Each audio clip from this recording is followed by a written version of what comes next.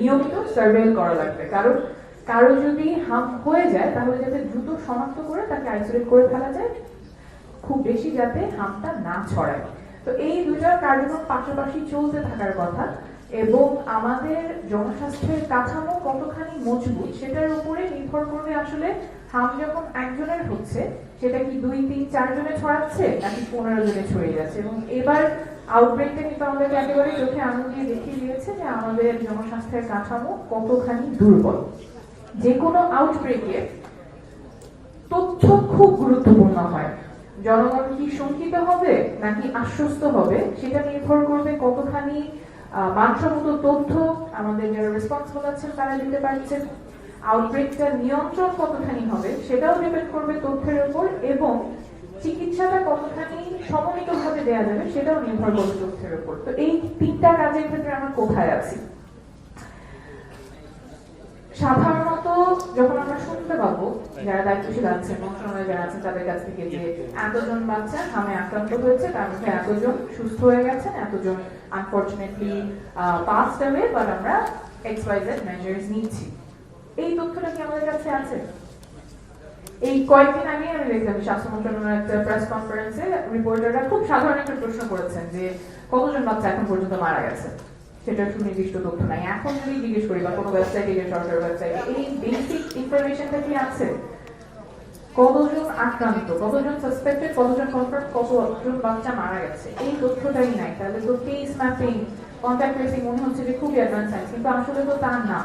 তো একদিকে তিনটা কাজের জন্য আমার তথ্য প্রয়োজন। প্রথমত পাবলিক কমিউনিকেশনের জন্য, আউটব্রেকটা নিয়ন্ত্রণ করার জন্য, এবং চিকিৎসাটা সমন্বয় করার জন্য।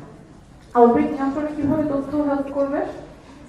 কোন বাচ্চাটা হামে আক্রান্ত হচ্ছে, কোন জায়গায় হচ্ছে, কোন লোকেশনে হচ্ছে, এবং কার কাছ থেকে সেটা এসেছে। আমার কেস ম্যাপিংটা করার প্রয়োজন, কন্ট্যাক্ট ট্রেসিং করার প্রয়োজন, যাতে করে যার কাছ থেকে হাম এসেছে সেটা আমরা বুঝতে পারি, এবং কোন কোন বাচ্চা এক্সপোজ হয়েছে বা কার কার সাথে সংস্পর্শে এসেছে, যাতে করে তাদেরকেও আমরা সুরক্ষার বলয়ে নিয়ে আসতে পারি, সেটা জানার জন্য এই তথ্যগুলো প্রয়োজন হবে। কিন্তু আমার কাছে এখন বেসিক মর্টালিটি ডেটাই নাই।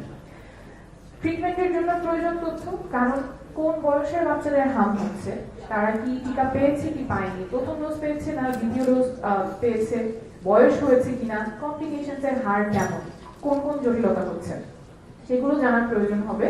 না হলে দেখা যাবে আমরা ভেন্টিলেটর বলছি কিন্তু আসলে আইসিইউতে কতজন বাচ্চার প্রয়োজন এবং কোন কোন জায়গায় প্রয়োজন সেটা আমরা ম্যাপ করতে পারবো না।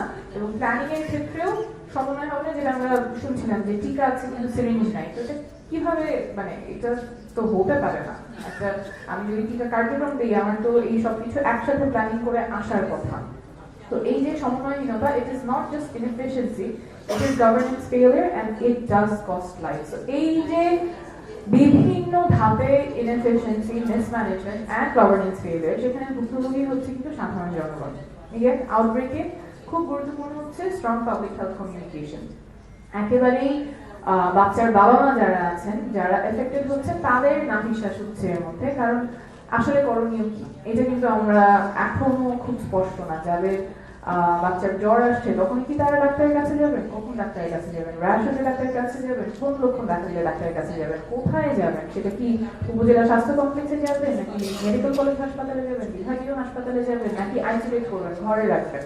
আইসোলেট করার ক্ষেত্রে জটিলতা হচ্ছে যে সবাইকে আমার ভিটামিন A ডোজটা দিতে হবে। যারা ভিটামিন A ডোজ যদি দিতে হাসপাতালে নিয়ে যায়, তখন আমরা এই বাচ্চাটা থেকে অন্য বাচ্চার হাম ছড়াবে না সেই জন্য কি কি প্রতিকারের ব্যবস্থা নেওয়া হয়েছে হাসপাতালগুলোতে বা কোন সেন্টারে যাবে, এবং এই তথ্যটা যদি না থাকে তাহলে বাবা মা বাচ্চাকে নিয়ে বিভিন্ন কেন্দ্র থেকে কেন্দ্রে যাবে, হাসপাতালে যাবে, এবং তার মধ্যে অন্যান্য বাচ্চারা এফেক্টেড হবে, হামটা ছড়াবে। তো এই যে কন্টেইন করার পলিসিটা কি, কোথায় যাবেন বাবা মা বাচ্চাকে নিয়ে, এটা কি আমরা কমিউনিটি আউটরিচের মাধ্যমে দিতে পারি কিনা, কোনো তথ্যই স্পষ্টভাবে নাই। এবং এর মধ্যে এই কনফিউশনের মধ্যে যতখানি কন্টেইন করা সম্ভব ছিল তার চেয়ে অনেক বেশি ছড়াচ্ছে। And again this speaks to how weak our public health infrastructure is. আমি খুব দ্রুত করণীয়তে চলে যাই। একটা গুরুত্বপূর্ণ করণীয় হচ্ছে আমাদের যে ইপিআই শিডিউল সেটাকে ডিজিটাইজ করে ফেলা, অর্থাৎ কোথায় কতখানি টিকার হার হচ্ছে কোথায় কমে যাচ্ছে সেটা যাতে রিয়েল টাইমে আমরা মনিটর করতে পারি, ট্র্যাক করতে পারি। কোনো একটা জায়গায় যে বরিশালের অমুক উপজেলায় 95 নিচে নেমে গেছে, এটা যাতে সাথে সাথে ধরা পড়ে এবং সেটার কারণ কি, কি কারণে ওই জায়গায় মানুষ বাচ্চাকে টিকা কম দিচ্ছেন, প্রথম ডোজ নাকি সেকেন্ড ডোজ, কোনটা কম হচ্ছে, কি কারণে কম হচ্ছে, এবং যাতে দ্রুত সেটা সাপ্লিমেন্ট করা যায়। সেটা কি ভ্যাকসিনের সাপ্লাই নাই, টিকার সাপ্লাই নাই, সিরিঞ্জের সাপ্লাই নাই, নাকি মানুষ দিতে চাচ্ছে না, কি কারণে টিকার হার কমছে সেটা মনিটর করার প্রয়োজন। এবং সেই জন্য যখন ইপিআইটা ডিজিটাইজ হয়ে যাবে তখন এই ঘাটতিগুলো খুব দ্রুত শনাক্ত করা যাবে আউটব্রেক হওয়ার আগেই, হাম হয়ে শিশু মারা যাওয়ার আগেই যাতে আমরা সেই সতর্কবাণীটা পেতে পারি এবং যেখানে আন্ডার ইমিউনাইজ পকেটস আছে সেখানে যাতে সাপ্লিমেন্টাল ইমিউনাইজেশন অ্যাক্টিভিটি আমরা শুরু করে দিতে পারি র্যাপিডলি, সেই জন্য এটা প্রয়োজন হবে। দ্বিতীয় যে করণীয়টা সেটা হচ্ছে আমাদের সার্ভেলেন্সটা যাতে ডিজিটাইজ করা হয়। এগেন, কোন কোন জায়গায় হামে বাচ্চারা আক্রান্ত হচ্ছে, শুধু হাম না, যতগুলো পাবলিক কমিউনিকেবল ডিজিজ আছে, ডিজিজগুলো কন্টিজিয়াস আছে, সেগুলো যাতে খুব দ্রুত রিপোর্ট করা হয়। অ্যাকচুয়ালি যাতে একটা জায়গায় আপনাদের কাছে আসে, এখানে যদিও স্বাস্থ্য মন্ত্রণালয় কেউ নাই, বা যারা আছেন দায়িত্বশীল তারা যাতে খুব দ্রুত জানতে পারেন যে বাংলাদেশের এই প্রান্তে এখন হামের কেসেস আসছে, যাতে এগেন ওই জায়গায় কন্টেইন করা যায়। This also speaks to an overall problem আমাদের ইলেকট্রনিক হেলথ রেকর্ড নেই।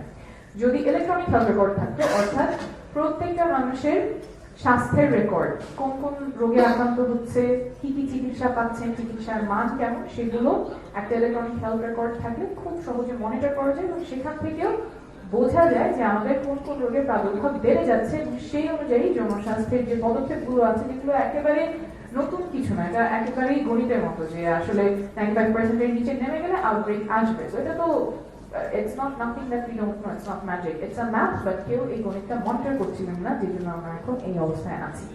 তো আমাদের যে ইলেকট্রনিক হেলথ রেকর্ড, এটা একটা ইলেকট্রনিক হেলথ রেকর্ড না, ই হেলথ কার্ডের কথা আমরা শুনেছি।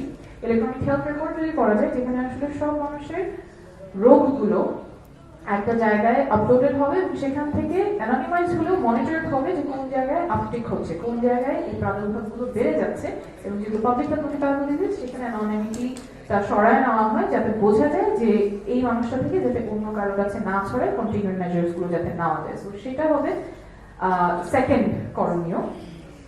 3 নাম্বার যেটা করার প্রয়োজন সেটা হচ্ছে আমাদের জনস্বাস্থ্যের কাঠামোটা যতখানি দুর্বল, যতখানি ভঙ্গুর, সেটাকে শক্তিশালী করা ছাড়া আমরা এই আউটব্রেক গুলো ঠেকাতে পারবো না। এবং আউটব্রেক হলেও একটা খুব বিতিকিচ্ছির অবস্থায় পড়তে হয়।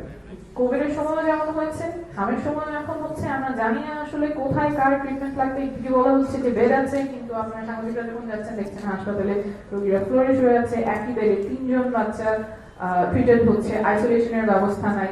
তো এইগুলো যদি আমাদের সমন্বয় না করা যায়, তাহলে বারবার এই প্রবলেমগুলো আসে যে ঠিক আসছে, সিরিঞ্জ নাই, একই বলছে বেড আছে কিন্তু বাবা মা যাবে না, কোথায় গেলে বেড পাওয়া যাবে, কোথায় গেলে আইসিইউ পাওয়া যাবে। এবং একটা আইসিইউর জন্য যে কতখানি ভোগান্তি হয় একজন বাবা মায়ের, যে কোন হাসপাতালে, কারণ এটার তো কোনো সেন্ট্রাল ডেটাবেস নাই যে আমি জানবো যে এই হাসপাতালে গেলে আমার বাচ্চা আইসিইউ বেড পাবে, সেটা তো জানার কোনো উপায় নাই। তো এই সমন্বয়হীনতার কারণে আলটিমেট ভুক্তভোগী হয় যেই বাবা মার বাচ্চাটা এখন হামে আক্রান্ত আছে। এবং এই যে শঙ্কা, এই যে কনফিউশন যে আসলে কোথায় গেলে সেবাটা পাবে, কোথায় গেলে বাচ্চা সুস্থ হবে, এই জায়গা থেকে যাতে আমরা খুব দ্রুত উঠতে পারি, সেই জন্য হাই লেভেল থেকেই আমাদের পলিটিক্যাল উইল প্রয়োজন, পলিসি মেকিং প্রয়োজন, বাস্তবায়ন প্রয়োজন। কারণ এরপর যাতে আর এমন না হয় যে হাম ছড়িয়েছে, ছড়ানোর পরে কন্টেইন হয় নাই, হামে আক্রান্ত হচ্ছে, কমপ্লিকেশনস হচ্ছে, সুচিকিৎসা হয়ে বাচ্চা মারা যাচ্ছে। এটা কিন্তু অনেক বড় চেইন। এই চেইনের অনেকগুলো জায়গায় ইন্টারভেনশনের সুযোগ ছিল, অনেকগুলো জায়গায় এই চেইনটা ব্রেক করার সুযোগ ছিল।